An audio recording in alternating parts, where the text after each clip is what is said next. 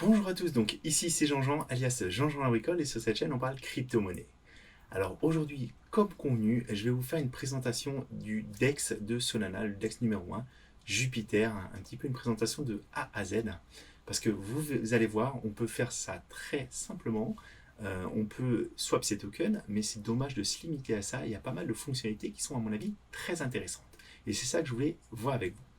Alors déjà, pour aller sur le DEX de Jupiter, il faut le trouver. Donc pour ça, moi j'ai tapé Jupiter Solana et le premier choix, c'est le bon, c'est https://jup.ag.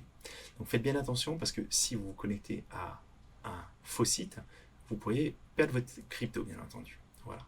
Donc là, moi je me connecte. Comme il me connaît, il va sûrement, voilà, il a connecté mon wallet, donc je vais le déconnecter pour vous montrer comment ça se ferait si vous arriviez pour la première fois. Donc là, vous avez juste à faire Connect Wallet. Vous choisissez votre wallet, donc celui-là ou un autre. Moi, j'ai pris Backpack et vous avez votre mot de passe à mettre. Et ensuite, écrit Wallet Connected pour dire qu'il est bien connecté. Et comme je vous disais, par défaut, il vous amène sur le spot où vous pouvez faire vos échanges de tokens. Mais vous avez beaucoup plus de choses à faire et je vous invite à aller dans More et dans Station. Et là, vous allez avoir un petit peu tout le menu de ce que vous pouvez faire, avec toujours en fait de quoi lancer les différents produits et aussi un user guide. Donc je vais vous montrer le user guide parce que la dernière fois on a parlé des LST et vous aviez des questions sur le rendement des LST, comment ça se faisait qu'il y avait du rendement. Et dans le user guide du Jupsol, ils expliquent bien d'où vient le rendement supplémentaire. Parce que si vous avez du Jupsol, vous aurez un rendement qui sera supérieur à si vous avez du sol en natif et que vous le stakez auprès, voilà, si vous le stakez nativement. Alors, ce qui se passe, c'est que eux, pour donner plus de reward, donc de rendement à leur Jupsol, ils ont délégué 100 cassols aux validateurs. Voilà, en plus de ce que vous allez poser. Et en fait, ce rendement des 100 cassols, il est donné au Jupsol. Voilà. Ils expliquent aussi qu'ils ne prennent pas frais, etc. Donc il y a des explications assez complètes sur la MEV, etc. Comment ils optimisent ça pour avoir un meilleur rendement. Donc je vous invite vraiment à aller lire cette explication. Elle est assez synthétique, c'est très très bien fait pour moi, d'après moi. Donc je vous avais dit aussi qu'en fait on avait la possibilité de bridger. Donc on pouvait passer d'une autre chaîne à Solana pour changer vos assets qui sont par exemple sur Ether et les passer sur Solana. On peut connecter deux wallets et faire le changement. Mais c'est pas tout. Donc au niveau du spot, on peut faire des échanges de tokens, mais on peut aussi faire du DCA, du Dollar Cost Average. Donc ça vous permet, contrairement à un achat crypto que vous faites à un moment donné, de rentrer petit à petit. Donc là, par exemple, je peux rentrer sur Solana, mais au lieu d'acheter par exemple 158 dollars de Solana tout de suite, je peux y aller petit à petit en achetant 20 dollars toutes les heures, par exemple. Donc ça permet en fait de lisser le prix de revient. Donc si le prix augmente, ça va le lisser, un petit peu à la hausse. Si par contre il baisse, ça va le lisser vers le bas. Et ça vous permet de ne pas rentrer à un instant T, parce que c'est ça la problématique aussi. Si vous rentrez all-in à un instant T, vous êtes tributaire des variations du cours. De la même façon, vous avez autre chose que le DCA, vous avez le Value Added. Value Added, ça se focus sur faire grossir l'investissement. Et là, vous pouvez, ils essaient en fait de faire grossir l'investissement de 2 dollars par exemple par jour. Donc c'est un mécanisme qui est un peu plus complexe. Il est très très bien expliqué dans, encore une fois, Station, quand vous allez ici dans Value Average, VA. Donc ils expliquent avec des graphiques, etc., comment ça fonctionne. C'est pour optimiser, encore une fois, vos achats crypto et pour être moins tributaire des variations brutales qu'il peut y avoir sur le marché. Voilà. Alors, sur Jupiter, on peut faire autre chose aussi. On a les perps. Donc ça, c'est pouvoir prendre des positions longues ou short sur Solana, ETH et le Wrap Bitcoin. Donc faites bien attention, par contre, là vous êtes sans filet, c'est-à-dire que quand vous prenez une position, vous pouvez perdre vos fonds. Vous pouvez vous faire liquider. Donc moi j'ai pris une position, vous pouvez voir là, sur Solana, je parie sur la hausse de Solana. Donc j'ai pris un long en 5,29 fois. Et vous voyez, je serai liquidé si le prix descend à 143,44. Mais pour l'instant, je suis positif. Youpi! Voilà, donc vous pouvez bien sûr fermer votre ordre. Il y a des frais, etc. Bien sûr, vous pouvez parier à la hausse ou à la baisse. Faites bien attention, par contre, c'est quand même quelque chose qui est dangereux pour vos fonds, encore une fois. Il y a, à côté de ça, un autre produit qui est très sympa, moi je trouve, c'est le Earn. Parce que pour justement pouvoir faire ces paris à la hausse, à la baisse, il y a besoin de liquidité. Et Jupiter vous propose de prêter de la liquidité contre de la rémunération. Donc là, vous avez de la rémunération qui actuelle, donc elle change un petit peu presque tous les jours, ou toutes les semaines. Vous voyez, on est actuellement à 28,84%. Et en fait, ici, vous pouvez avoir l'utilisation. C'est-à-dire qu'en fait, vous pouvez prêter de la liquidité pour justement cet usage. Et vous voyez, il y a quand même 823 millions qui sont bloqués actuellement. Et c'est surtout des positions qui sont prises, en fait, short ou long, sur Solana. C'est moins utilisé sur ETH, sur BTC. Voilà. Donc moi, j'ai fourni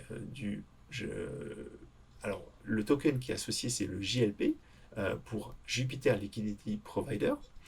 Donc moi, j'en ai acheté avec de l'USDC, tout simplement. Et j'en ai acheté pour 100 $. Donc au début, ça valait un peu moins de 100 $ parce qu'il y a des frais pour rentrer et pour ressortir. Et c'est pareil, si je veux les revendre, vous voyez, en fait, j'aurai des frais qui vont apparaître ici. Voilà. Mais l'idée est bonne, vous ne prenez pas de risque, vous ne faites pas de position à la hausse, à la baisse, vous fournissez simplement de la liquidité et en fonction de son utilisation, voilà, il y a un rendement. Il n'y a pas que ça. Il n'y a pas que ça également. Sur Jupiter, vous avez aussi le propre token. Alors, il y a d'autres choses que dont je ne vais pas rentrer en détail, parce qu'il y a des choses que je ne maîtrise pas. Le App Pro et le Jupiter Lock, je ne l'ai pas, je vous le dis tout de suite, je ne l'ai pas creusé, parce que ce n'est pas quelque chose qui m'intéressait spécialement. Mais vous avez le JLP. Alors le JLP, c'est un token tout simplement de Jupiter. Alors, attendez, il faut juste que je vous trouve une page. Ah, voilà, on va revenir sur le spot. Et si vous tapez ici JUP, vous allez voir, vous avez donc, alors faites attention, là on a le JLP, donc le Jupiter Liquidity Provider. Vous avez le JUPSOL qui est le LST, c'est indiqué à côté, c'est un LST avec le rendement actuel. Et vous avez aussi le JUP.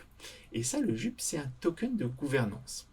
Donc, ce token, en détenir de ce token, ça vous permet de voter pour les choix qui sont faits par la plateforme.